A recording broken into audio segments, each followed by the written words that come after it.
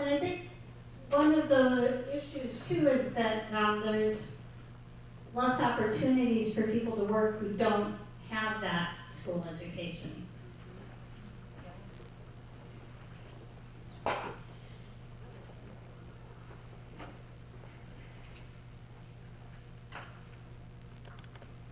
Let's go here first. Yeah, I'm good. Oh, you're good? Yes. Well, I feel like nowadays, we're told that if you don't get like a college diploma, you're not going to survive. Yeah, You're just not going to live. If you Pressure for college education or perish.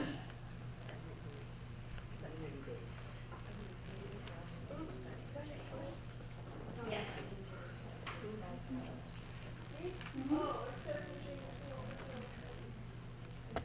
Right, so the challenge is having to accept things, more things. To have to accept things you can't control.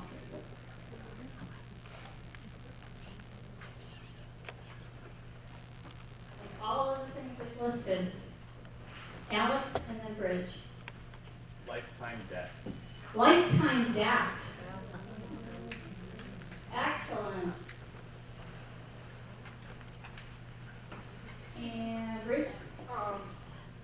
Don't abuse Down's kids. Don't abuse Dom's kids. Oh, Yeah. Don't say the R word, and then not ever say R word. Right. So sometimes that lack of inclusion and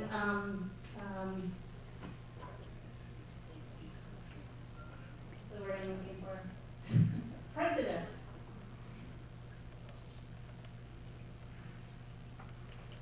Yeah. Sexual judgment. Sexual judgment. We got quite a list here. I feel like we could just keep going, like all night, just talking about that. So, let's go to the next question, which is, what are just the challenges? Given what's better and what's worse, just let's name off some of the challenges, and our speakers spoke to a bunch of them. Yes?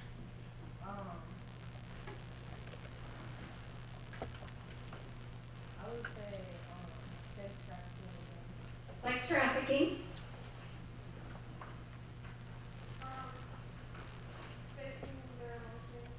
Facing emotions.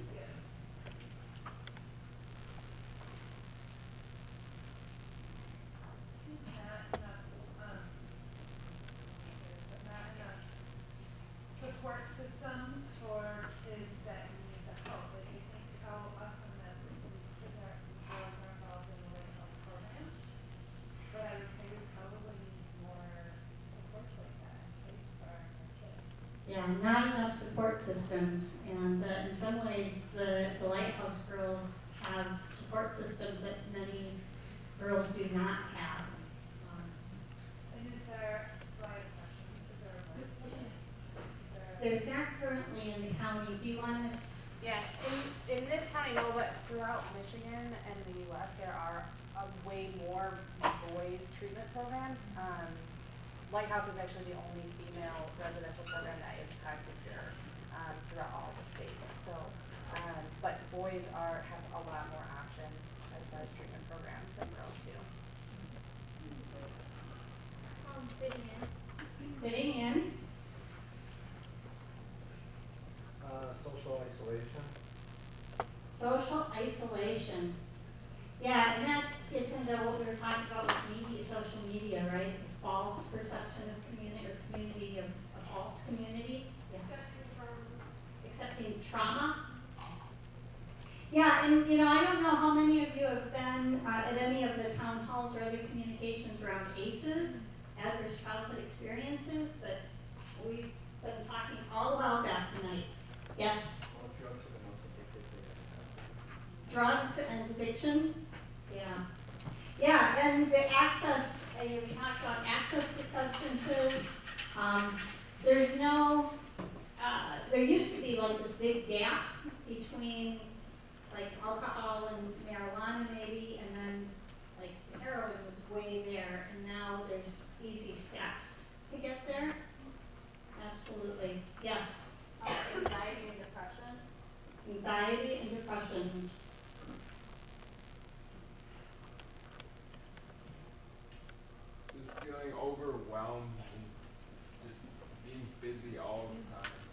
feeling overwhelmed all the time. Yeah.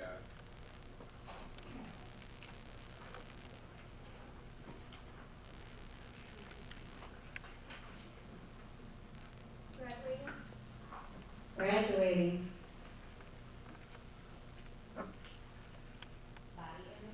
Body image.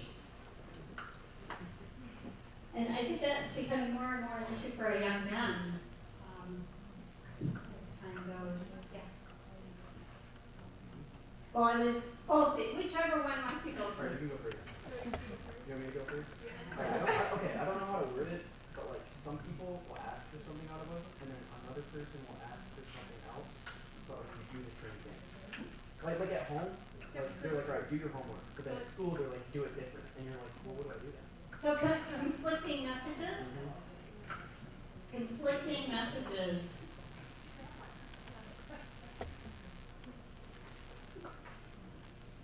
People feeling unprotected. Feeling unprotected. Vulnerable.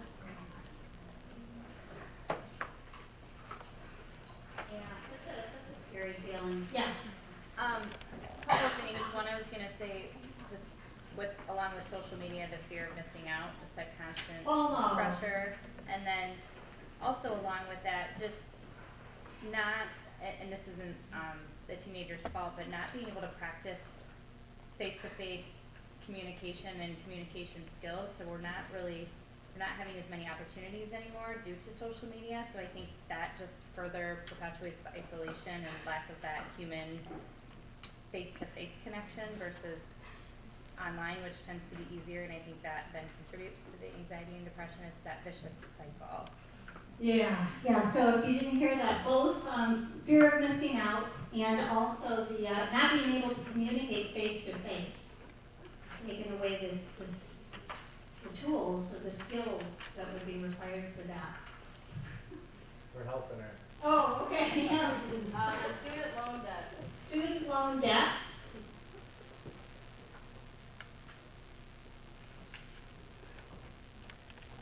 What about inheriting an environment that's been ravaged by humans' own actions? Inheriting an environment that's been ravaged.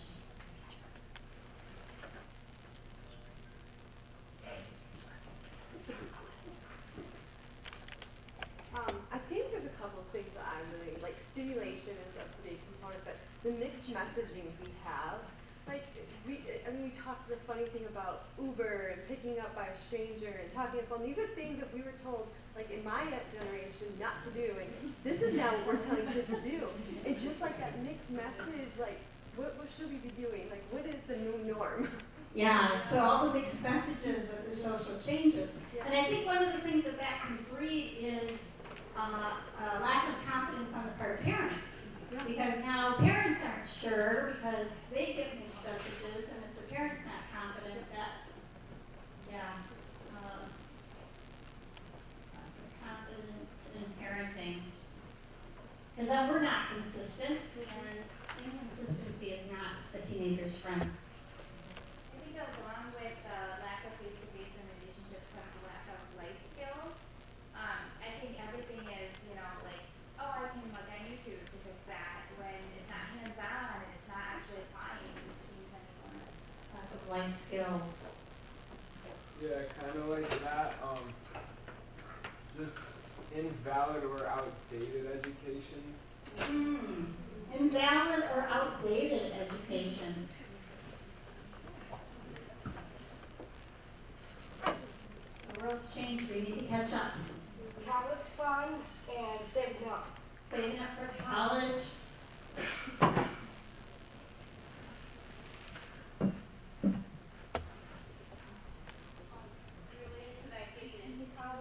Getting into college.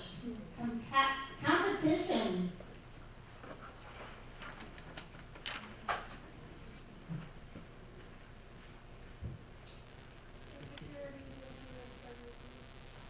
Teenage pregnancy, and did you say insecurity?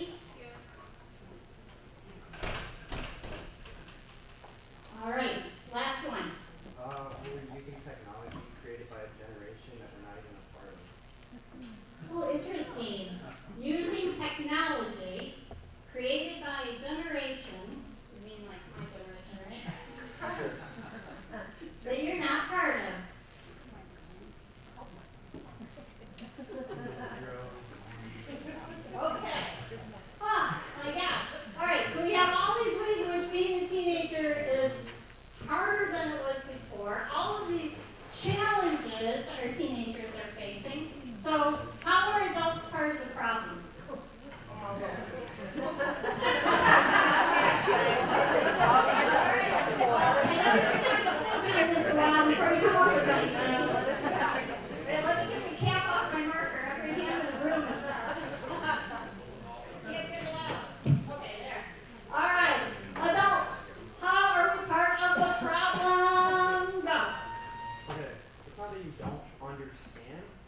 is that you don't know what to do to understand. So when we tell you how to understand it, if you just don't follow it, if you don't do what we told you to do to understand, so it's like obviously, and then you come to us and you're like, well, we just don't understand. It's like, well, obviously you don't understand. You didn't do what we told you to. So it's just like We don't do what we're told. it's okay. It's a miscommunication where like we don't know how to explain it to you and you don't know how to understand hear it. it that way. Yeah, Right, 'cause I have like we this don't know how to in my tell phone. you and you don't know I how to have hear it. it. So. Yeah, so there's this miscommunication, speaking past each other, and then maybe, do we sometimes not exercise the patience then that we need? Kind of like, okay? We were told not to as kids, so we don't know how to relate to our kids. Okay, so the conversation here was that part of that is because we were raised that children aren't supposed to have opinions. So now the parents, they don't know our children the way we wanted to be 30 years ago. So we were raised to not respect our kids'